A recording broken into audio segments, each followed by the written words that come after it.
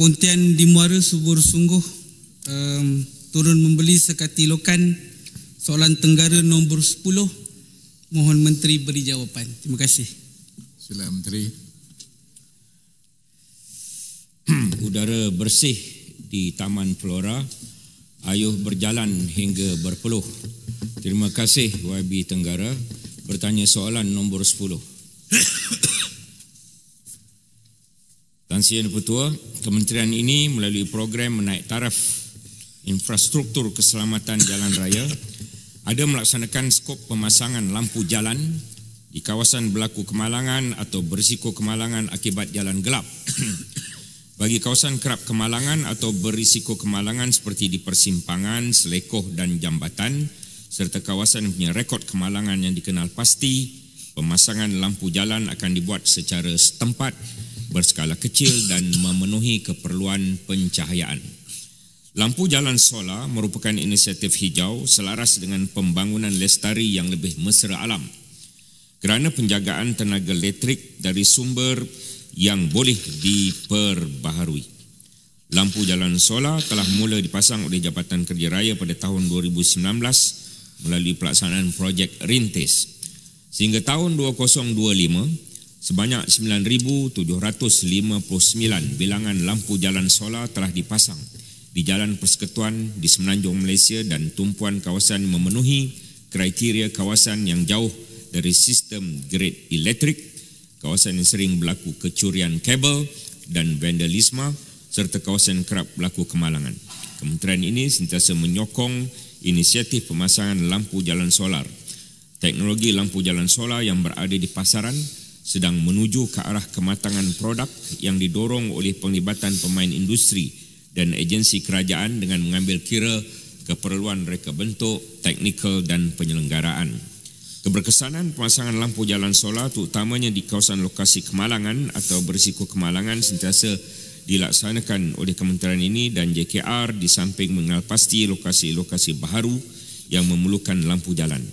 Program pemasangan lampu jalan ini akan diteruskan pelaksanaannya agar aspek keselamatan jalan raya sentiasa dapat dipertingkatkan. Dalam hal ini, kementerian pada setiap tahun berusaha mendapatkan peruntukan untuk melaksanakan pemasangan lampu jalan di lokasi-lokasi jalan persekutuan yang memenuhi kriteria. Kelulusan peruntukan daripada agensi pusat akan digunakan mengikut keutamaan tertakluk kepada amaun yang disediakan. Terima kasih. Saya nyebut Tenggara. Terima kasih Yang Mohd Timbalan Menteri. Terima kasih Tuan Speaker.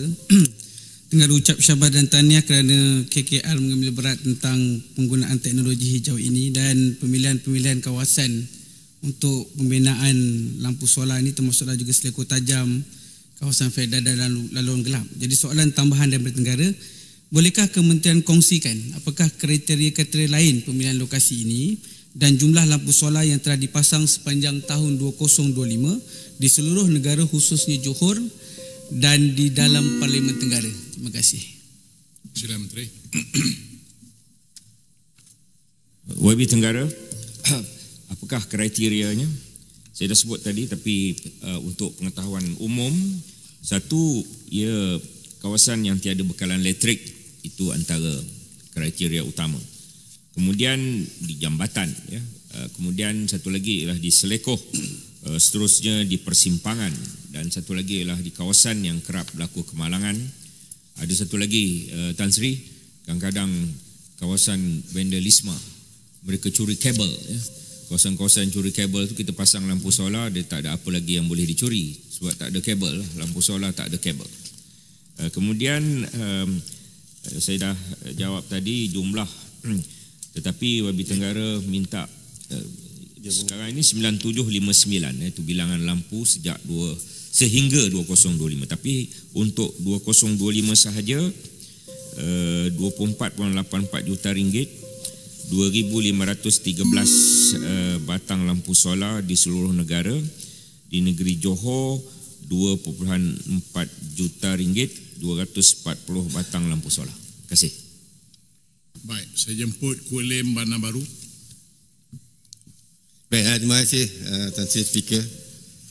Terima kasih juga kepada Timbalan Menteri yang beri jawapan berkaitan dengan lampu solar.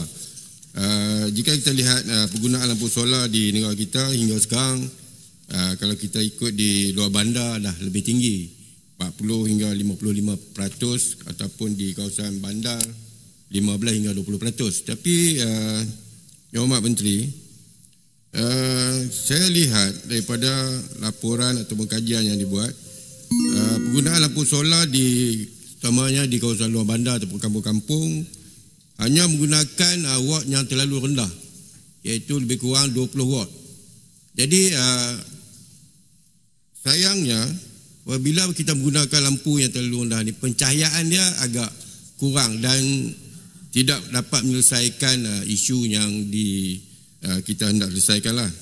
Yang keduanya, kebanyakan lampu-lampu solar yang dibekalkan yang mempunyai kualiti yang cukup rendah, cepat rosak, tidak kalis air.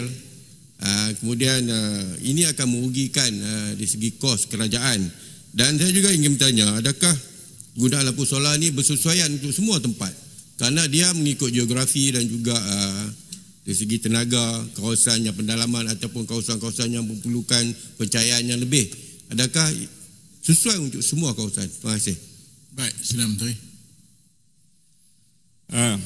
Kuliah Bandar Baru, saya tak tahu Kuliah Bandar Baru dapat maklumat tu daripada mana, ya. Kita ada standard yang tertentu untuk lampu solar ni, dan semua supplier lampu solar untuk JKR dia kena masuk dalam E-MOL, Electrical Material Approved List, dengan izin JKR. Dia mesti mencapai standard yang tertentu. Kemudian jaminannya 5 tahun. Dia bukan yang cap ayam yang Berhormat sebut tu. Saya pun tak tahu tukang kawasan mana, agaknya dia beli kat Shopee kot, kemudian pasang sendiri. Itu bukan standard JKR yang Berhormat, ya. Dan diumum dalam Belanjawan 2026, Perdana Menteri ketika mengumumkan bajet ada menyebut bahawa lampu solar madani dan dah siap dipasang 4,000 batang di Sabah. Ini maklumat tambahan yang saya ingin kongsikan di sini. Terima kasih. Baik, seterusnya saya jemput Datuk Seri Dok